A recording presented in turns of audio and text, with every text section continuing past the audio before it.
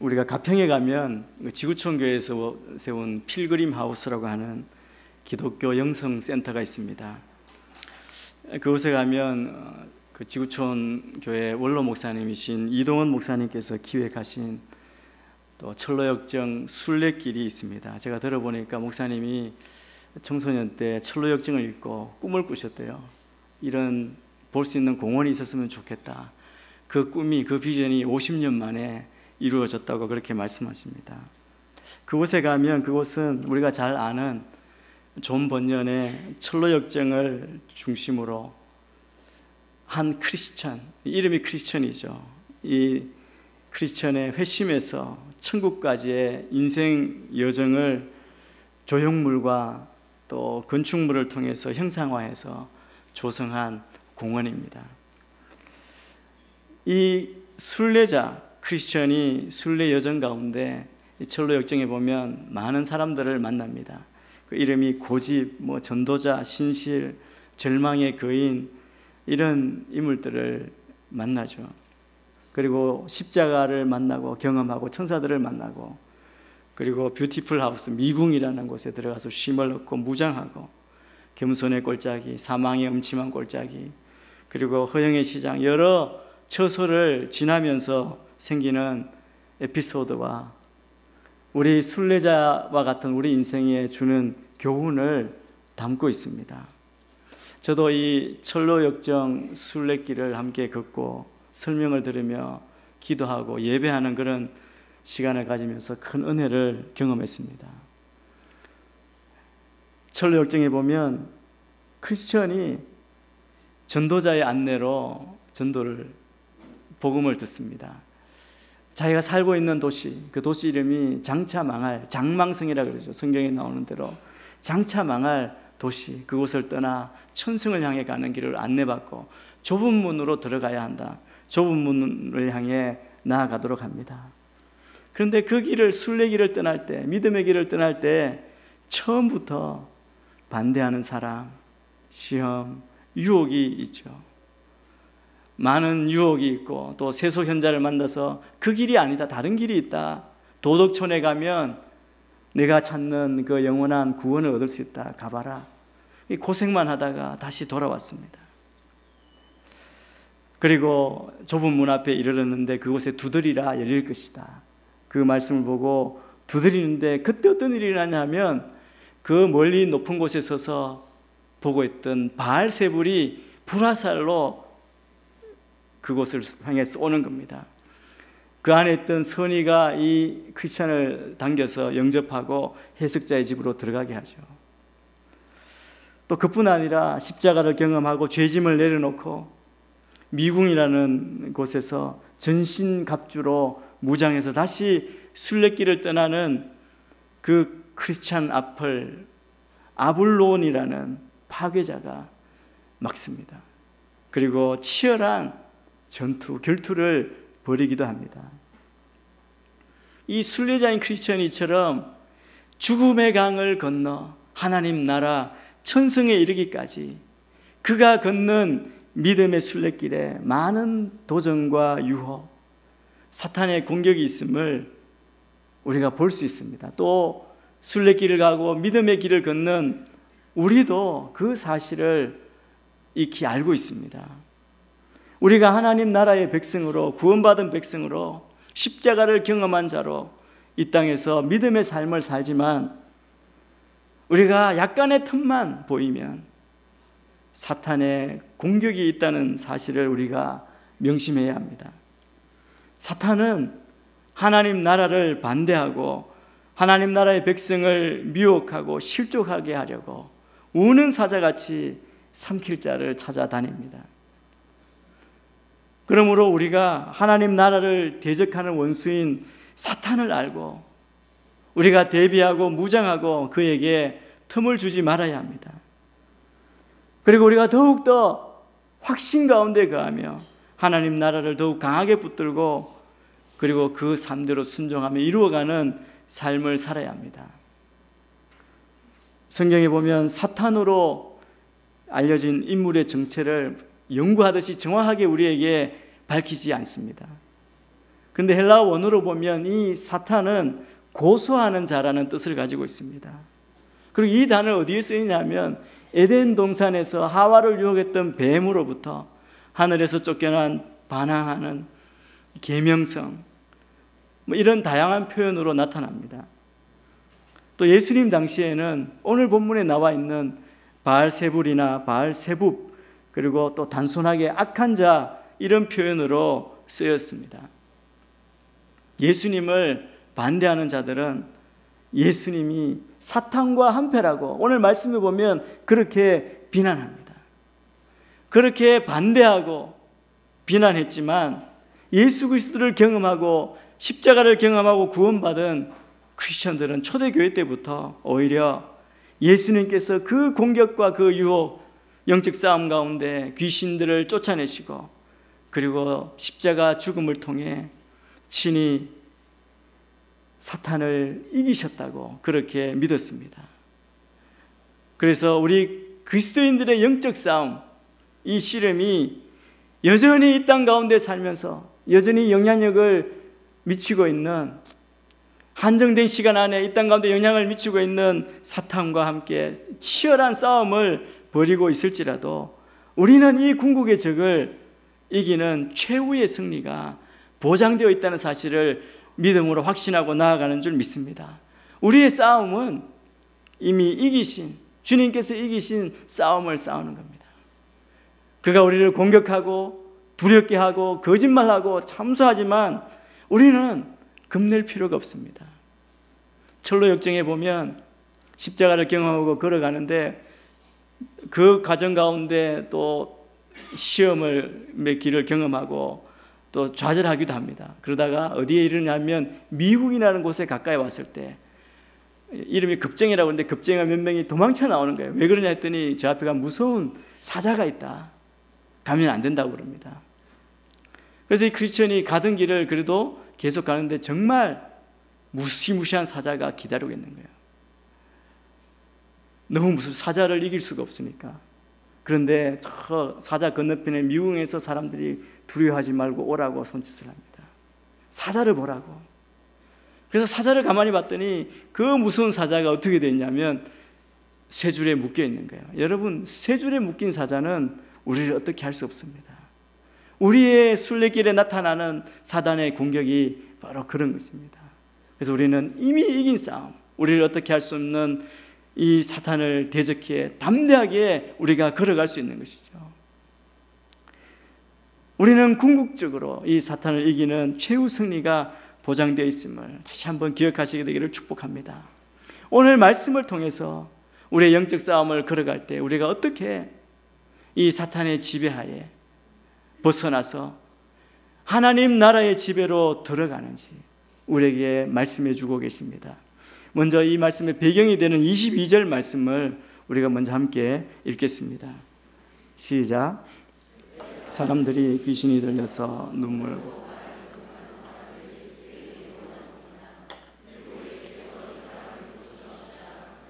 말도 하고 볼 수 있게 되었습니다. 여기 한 사람이 등장하고 있습니다. 이 사람은 말씀대로 귀신이 들린 사람입니다. 귀신 때문에 눈이 멀고 그래서 세상을 보지 못하고 귀신 때문에 입이 막혀서 말을 하지 못하는 사람입니다. 예수님께서는 사람들이 자기에게 데려온 이 귀신 들려 눈 멀고 또 말하지 못하는 사람을 고쳐주셨습니다. 여러분, 제가 그냥 감동 없이 이렇게 전해서 그렇지 여러분 한번 생각해 보십시오. 헬렌 켈러를 눈앞에서 고쳤다고 생각해 보십시오. 이 엄청난 이적은 보통 사람으로서는 도저히 행할 수 없는 이적 아닙니까? 거기 있는 사람들이 다 자기의 눈으로 직접 목도한 놀라운 사건입니다. 그러한 이적이기 때문에 이 이적은 곧 예수님의 메시아 되심을 보여주는 너무도 분명한 이적이었습니다. 예수님이 이 사람을 치유한 사건은 사탄의 나라, 귀신을 쫓아내고 하나님 나라를 보여주시기 위함이었습니다.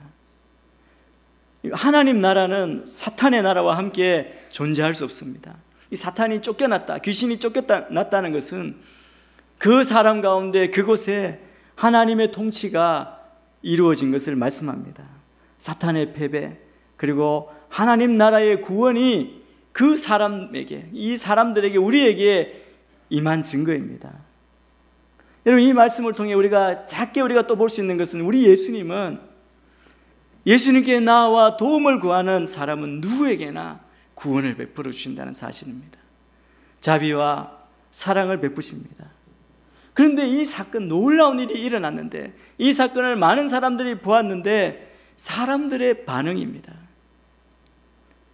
여러분, 사탄의 나라에서, 죄의 귀신에 묶인 그곳에서 어떻게 하나님 나라로 나아갈 수 있는지 오늘 예수님은 우리에게 말씀하시고 계십니다. 어떻게 우리가 이 땅을 걸어가며 하나님 나라를 경험하고 하나님 나라를 누리며 살 수 있습니까? 첫째, 오늘 말씀을 통해 우리가 알 수 있는 것은, 먼저는 성령의 능력을 의지하는 것입니다. 예수님께서 귀신을 쫓아내고 병든 자를 치유하시자 사람들이 놀라고 그에 대해 반응했죠. 23절을 먼저 한번 같이 읽겠습니다. 시작.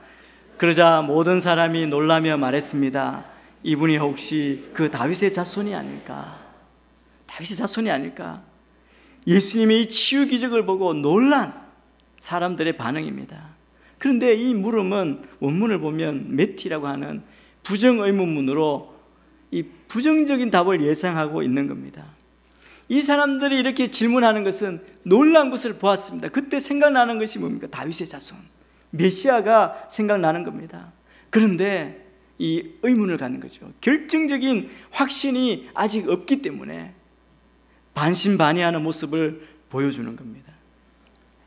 예수님의 치유 기적이 메시아의 징표를 나타내는 것은 아닌가 하는 그런 의구심이 생긴 것이죠. 정말 예수님께서 권능으로 사람의 병을 고치신가? 여러분, 사람들을 모으고 모든 사람의 호기심을 불러일으키기에 충분한 것이었음에도 불구하고 그들이 왜 그렇게 완전히 믿지 못했는지 안타깝죠. 아마 그들은 예수님의 모습을 보니까 자기들이 생각했던 메시아의 모습과 다르다고 생각했을지 모릅니다. 어떤 모습입니까? 예수님께서 세상의 왕과 같은 권세를 행하지 않으시고 지금까지 고난받는 종의 모습을 취하고 계셨기 때문에 예수의 메시아 되심에 대해서 의혹을 품게 된 것이죠. 여러분, 저는 우리의 삶 가운데 일어난 놀라운 일들을 보았을 때, 성령의 능력을 경험하고 여러분의 삶 가운데 변화를 일으키신 예수님의 그 놀라운 사건을 경험한 여러분이라면 이 진리에 대해서 온전히 확신하는 믿음이 있게 되기를 축복합니다. 여러분, 이렇게 의구심을 품으니까 나중에 사람들의 말을 듣고 예수님을 십자가에 못 박으라고 그렇게 외치는 군중으로 된 겁니다. 여러분의 삶에 들어오셔서 여러분을 구원하시고 변화시키시고 하나님 나라를 경험케 하신 그 하나님에 대한 온전한 믿음이 여러분 안에 일어나게 되기를 축원합니다. 또 다른 반응이 있습니다. 24절 말씀을 같이 보겠습니다. 시작. 그러나 이 말을 듣고 바리새파 사람들은 이 사람이 귀신의 왕 바알세불의 힘을 빌려 귀신을 내쫓는다라고 말했습니다. 사람들은 놀랐습니다. 메시아를 생각했습니다. 그런데 바리새인들은 아마 멀리서 온 것 같아요. 앞에서 보면 예수님을 시험하고 흠집내고 그리고 잘못된 것 발견하려고 관찰하려고 온 겁니다. 이 사람들은 예수님의 능력이 하나님으로부터 왔다는 것을 믿기를 거부하는 겁니다. 봤는데 어떻게든 거부하려고 하는 겁니다. 그들은 예수님의 기적과 초자연적인 능력의 사실을 부인할 수는 없는 거죠. 일어났으니까, 봤으니까. 실제로 귀신을 쫓아냈기 때문에 부인할 수는 없었습니다. 그래서 예수님의 권위와 백성들에게 받는 그 인기를 흠집내려고 훼손시키고 자기들에게 쏠린 그 인기, 자기들이 가진 기득권, 그것을 빼앗기지 않으려고 시기심으로 악한 마음으로 예수님에 대해 비난합니다. 어떻게 비난합니까? 사탄으로부터 바알세불의 힘을 빌려서 귀신을 내쫓는다. 여러분, 어떻게 보면 말이 안 되는, 예수님을 비난한 것 중에 어떻게 보면 가장 악한 비난이라고 말할 수 있습니다. 이 비난에 대해서 예수님이 어떻게 하십니까? 세 가지 반론을 제시하십니다. 먼저는 스스로 분쟁하는 나라는 황폐해진다는 사실을 말씀하시죠. 어떤 나라든지 안에서 싸우면 그냥 망하게 되고, 가정도 그렇다. 서로 싸우면 무너진다. 근데 사탄이 힘을 빌려 사탄을 쫓아낸다? 사탄이 서로 갈라져 싸우면 사탄의 나라가 어떻게 설 수 있겠느냐라고 말씀하는 겁니다. 만약 예수님께서 이 귀신의 능력을 힘입어 귀신 들린 병자를 고치셨다면 결국 이 귀신의 나라, 사탄의 나라가 분열할 터인데, 사탄이 그런 존재가 아니라는 겁니다. 사탄은 자기들끼리 잘 협동하고 간악하고 교묘하고 우리가 만만하게 생각할 수 있는 그런 존재가 아니라는 것이죠. 그들은 그런 어리석은 일을 범할 리 없다고 말씀합니다. 또 두 번째, 예수님께서 귀신의 능력을 힘입어 귀신 들린 병자를 고치셨다면 바리새인들, 너희들 아들들 가운데 귀신 쫓는 이적을 행하는 자, 그들은 과연 누구의 능력을 힘입는 것이냐 말하는 겁니다. 당시에 크게는 사두개인이 있고 바리새인이 있었지 않습니까? 사두개인은 부활도 믿지 않고 영적인 실체를 믿지 않는 그런 사람들입니다. 그러니까 바리새인들은 영적인 이적이나 부활을 믿었던 사람들입니다. 그러니까 그들 가운데 때로 귀신을 쫓아내는 그런 이적이 일어났다고 합니다. 바리새인의 사람들, 바리새인의 아들들이 귀신의 능력을 힘입지 않고도 귀신을 쫓아내었다면 예수님들은 귀신의 능력을 힘입었다 하면 이게 논리에 맞지 않지 않느냐, 형평의 원리에 어긋나는 모순된 주장이다라고 그렇게 반론을 제기하시는 겁니다. 그리고 또 예수님이 말씀하십니다. 어떤 것이든 강한 자를 결박한 후에야 그 사람을 쫓아내거나 그의 목적을 이룰 수 있듯이 귀신을 쫓아내려면 귀신보다 더 큰 능력을 가져야 한다는 겁니다. 예수님이 귀신을 쫓아내셨다는 것은 귀신보다 더 큰 능력을 가지고 계신다는 것이죠. 귀신에 사로잡혀 눈멀고 말 못하는 사람을 그 귀신의 소나기에서 구출해내신 귀신보다 더 큰 주님의 능력이 무엇이냐 하는 것입니까? 그것을 주님이 말씀하십니다. 주님은 이 능력이 하나님의 영, 성령의 능력임을 분명하게 가르쳐 주십니다. 28절 말씀을 우리가 같이 한번 큰 소리로 읽겠습니다. 시작. 그러나 내가 하나님의 영을 힘입어 귀신들을 쫓아낸다면 하나님 나라가 이미 너에게 온 것이다. 그렇습니다. 사탄의 세력을 물리쳐 승리하는 유일한 무기는 하나님의 영, 바로 성령의 능력 이외에 아무것도 없다는 사실입니다. 왜냐하면 우리가 순례길을 걷는 이 땅을 살아가는 우리 성도가 이 세상에서 싸워야 할 싸움의 대상은 혈과 육이 아니라는 겁니다. 우리의 대상은 정세와 권세와 어둠의 세상 주관자와 하늘에 속한 악한 영들이라고 분명히 말씀합니다. 그렇기 때문에 정말 악한 사단의 영을 대적할 유일한 분은 우리의 보호자요, 구원자요, 인도자이신 거룩한 하나님의 영, 성령님 뿐이십니다. 여러분, 이 땅 가운데 많은 다툼이 있고 마음 상하는 일이 있고 우리를 시험에 들게 하고 실족해 하는 일이 많이 있지 않습니까? 여러분, 그럴 때마다 그 문제를 보지 마시고 또 그 사람을 보지 마시고 그 배후에 있는 영적 세력을 볼 수 있는 믿음의 눈이 열리게 되기를 축복합니다. 그 싸움 가운데 우리가 흔들리지 않고 쓰러지지 않기 위해서 우리는 성령의 능력을 온전히 의지해야 합니다. 사랑하는 성도 여러분, 우리가 하나님 나라에 이르기까지 일평생 지속될 악한 영과의 싸움에서 승리하기 원하십니까? 그렇다면 우리가 성령의 능력을 힘입되 충만하게 성령의 능력을 힘입는 자들이 다 되시길 축복합니다. 성령 충만을 구하시고 성령의 능력으로 살아가시게 되기를 바랍니다. 사탄의 나라에서 어떻게 하나님 나라로 갈 수 있는지 먼저는 성령을 의지하라고 말씀합니다. 둘째는 온전한 믿음으로 하나님 편에 서라고 말씀합니다. 우리 30절 말씀을 같이 한번 읽겠습니다. 시작. 나와 함께하지 않는 사람은 나를 반대하는 사람이고 나와 함께 모으지 않는 사람은 흩어버리는 사람이다. 여러분, 우리가 예수님을 알고 믿습니다. 그런데 그리스도를 알면서도 끝까지 중립적으로 남아있는 것 불가능합니다. 그럴 수 없습니다. 예수님께서 나를 구원해 주셨는데, 내가 구원받았으면 내가 죽었던, 허물과 죄로 죽었던 자에서 생명으로 옮겼는데 여전히 한번 보자고 뒤로 물러서 있는 것, 이건 불가능하다는 겁니다. 오늘 말씀은 뭐라고 말씀하십니까? 적극적으로 그분을 따르지 않는 사람은 누구나 그분을 반대하기로 결정한 것이라는 겁니다. 나와 함께하지 않는 자는 나를 반대하는 자이고, 나와 함께 모으지 않는 자는 흩어버리는 사람이다라고 말씀합니다.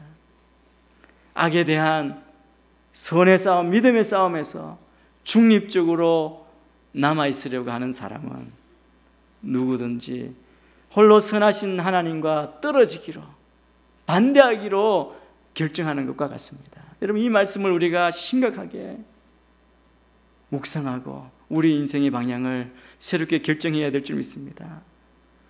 그리스도를 따르기를 거부하는 것, 그것은 중립지대로 머무는 게 아닙니다. 사탄을 따르기로 결정하는 겁니다. 그럼 누구든지 주님의 그 권능의 팔에 강하게 의지하지 않는 자는 반드시 사단의 소나기에 사로잡히게 됩니다. 중립지, 우리를 위해 유보된 지역은 없다는 것이죠. 마치 이렇습니다. 강하게 흐르는 물을 거슬러 가거나 건너갈 때 노를 젓다가 피곤해서 잠깐 쉬면 어떻게 됩니까? 그냥 쓸려가는 겁니다. 이것과 같은 이치이죠. 그러므로 성도 여러분, 믿음의 세계에서 영적 순례자의 길을 걸어갈 때 중간자의 입장에서 마치 자기가 모든 것 알고 판단할 수 있는 능력이 있는 것처럼, 그건 교만입니다.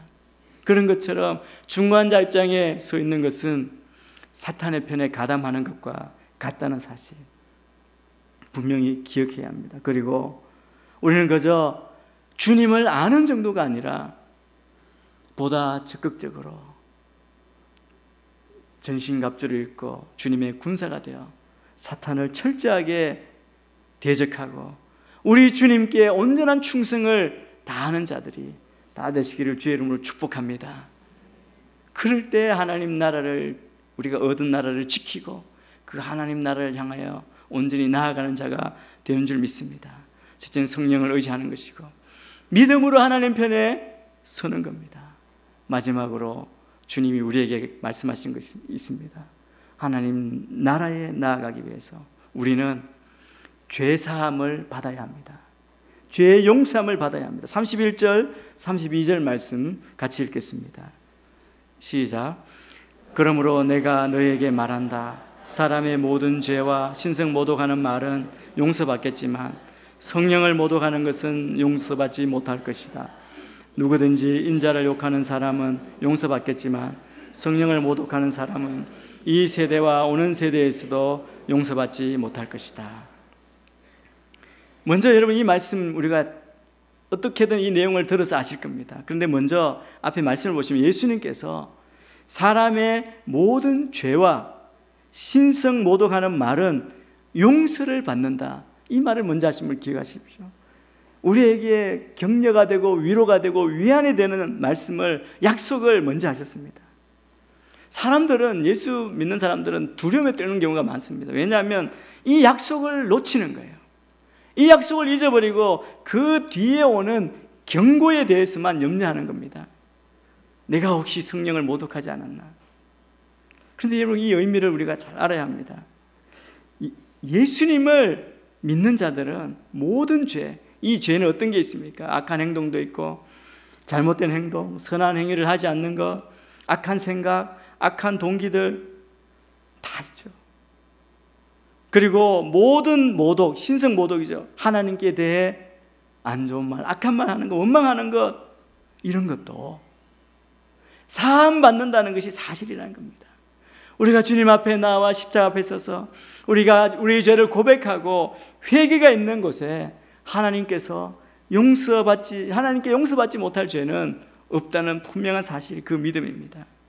그런데 그 뒤에 뭐가 나옵니까? 용서받을 수 없는 죄가 하나 있는데 그게 바로 성령을 모독하는 죄입니다. 이것은 단순한 행동이나 말이라기보다 오히려 태도를 가리키는 것입니다. 예수님의 능력을 단호하게 부정하고 그분이 메시아이심을 끈질기게 거부하는 자들, 그런 사람들이 이 성령을 모독하는 자입니다. 그들은 구원받을 가능성이 없는 거죠. 유일한 길이신 예수님을 부인하기 때문에. 예수님이 지금 말씀하시는 건 무엇입니까? 예수님 자신을 부인해서가 아니라 그 배후에 있는 구원의 능력을 부인함에 대해서 말씀합니다. 구원이 어디로부터 나오는지, 하나님 나라가 어디로부터 임하는지를 부인하기 때문에 말씀합니다. 여러분 앞에 바리새인들, 이 종교 지도자들은 예수님께 죄를 뒤집어 씌울 때 무슨 죄를 뒤집어 씌웁니까? 신성 모독에 대해서 비난했지 않습니까? 그런데 정말 보면 아이러니하게도 이 고발한 종교 지도자들이야말로 이 신성 모독의 죄, 성령을 모독하는 죄를 범하고 있었던 것입니다. 하나님이신 예수님을 대면하고도 그분이 사탄에게 잡혀 있다고, 분명히 일어난 그 놀라운 사실을 눈으로 보았으면 거부할 수 없는 그 놀라운 이적을 보았음에도 사단의 힘을 힘입어 그 일을 했다고 비난했기 때문입니다. 그래서 예수님께서 성령을 모독하는 사람은 용서받지 못할 것이라고 말씀하셨는데, 이것은 그들의 죄가 다른 사람들의 죄보다 더 악하기 때문이 아니라 그들이 결코 용서를 구하지 않을 것이기 때문에 그렇습니다. 성령의 격려, 성령의 음성을 거부하는 사람은 누구든지 회개케 할 수 있고 하나님과 관계를 회복할 수 있는 유일한 구원의 길, 유일한 힘으로부터 떠나가는 사람입니다. 빛을 보았지만 여전히 어두움을 선호하는 사람은 성령을 모독하는 것입니다.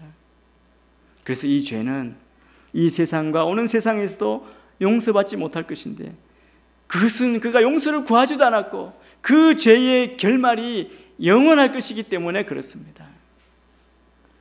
여러분, 정말 우리의 모습을, 우리는 정말 죄 가운데 잉태된 인간입니다. 그런데 주님의 그 십자가 구속의 공로로 말미암아 죄 사함의 은혜를 입고 구원을 받았습니다. 우리가 구원받은 자로, 하나님 나라를 경험한 자로 살아가지만 우리의 모습을 보십시오. 우리의 육신이 얼마나 연약합니까? 우리 크리스천이 전도자를 만나 천성을 바라보며 걸어가지만 여러분, 여러 사람의 이야기를 듣고 그 상황 어려운 가운데 실망도 하고 나태하기도 하고 좌절하기도 합니다. 우리는 육신이 연약하기 때문에 알게 모르게 범죄하기 쉽습니다. 그렇기 때문에 우리의 본성을 안다면 이런 죄는 날마다 내 자신을 돌이켜보며 항상 회개하는 삶을 통해서 죄의 용서함을 받을 수 있습니다. 십자가에서 예수 그리스도의 그 사죄의 은총을 우리가 받을 수 있습니다. 그러나 성령께서 우리의 일상의 죄악을 깨닫게 하시고 지적해 주시는데도 불구하고 끝까지 회개를 거부하며 오히려 주님의 사역을 적극적으로 방해하는 자는 오늘 이 말씀이 적용이 됩니다. 결단코 그 죄 용서받을 길이 없다는 것입니다. 그러므로 사랑하는 성도 여러분, 날마다 자신의 삶, 자신의 경건을 돌아보시는 가운데 성령님께서 우리의 심령 가운데 들려주시는 그 세미한 음성에 귀를 기울이시는 여러분 모두가 되시기를 축복합니다. 아침 일어날 때부터 예수님께 감사하고 주님과 동행하고 주님이 우리 양심에, 우리 심령에 말씀을 통하여 들려주는 그 소리를 통하여 말씀하실 때, 깨닫게 하실 때 즉시 주님 앞에 엎드려 죄의 용서함을 받을 때 사탄의 지배, 그 구속에서 벗어나 해방되어 하나님 나라로 갈 수 있고 그 길을 향할 수 있음을 기억하시게 되기를 바랍니다. 지금 우리가 살고 있는 이 땅, 현재 우리의 신앙생활은 예수 그리스도께서 이미 오셔서 우리에게 예배해 주신 하나님 나라와 완성하실 그 하나님 초림과 재림 사이를 우리가 걸어가고 있습니다. 우리는 이미 구원받은 구원의 현재를 살아가고 있는 우리입니다.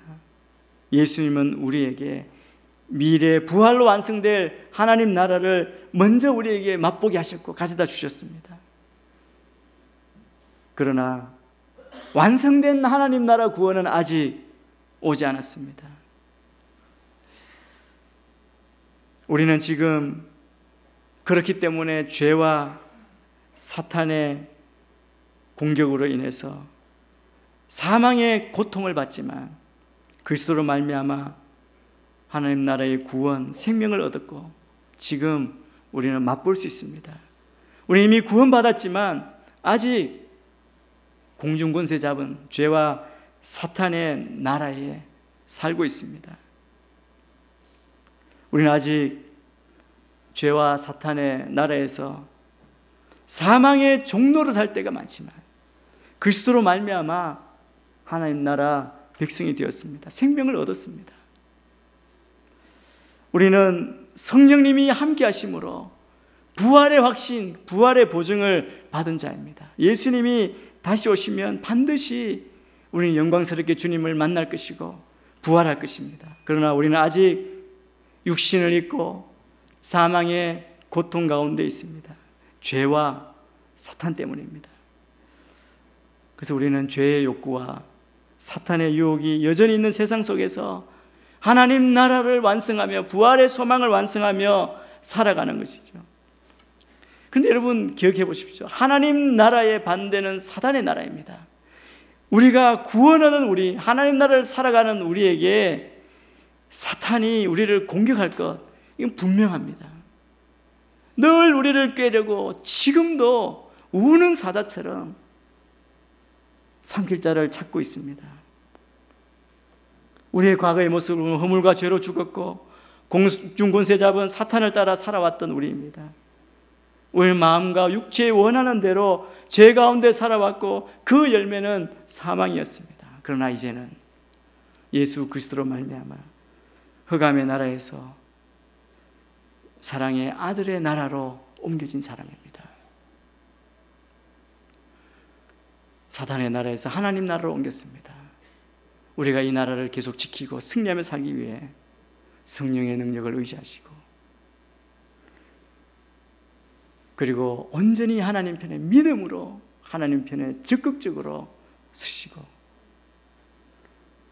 그리고 또한 우리의 죄를 날마다 돌아보며 경건하게 죄사함을 받는 믿음의 삶으로 나아가는 우리가 되기를 축복합니다. 하나님 나라를 살아가는 하나님 나라의 백성으로 주님을 믿고 의지함으로 우리의 구원의 걸음을 승리하며 걷는 우리 모두가 되기를 주의 이름으로 다시 한번 축원합니다.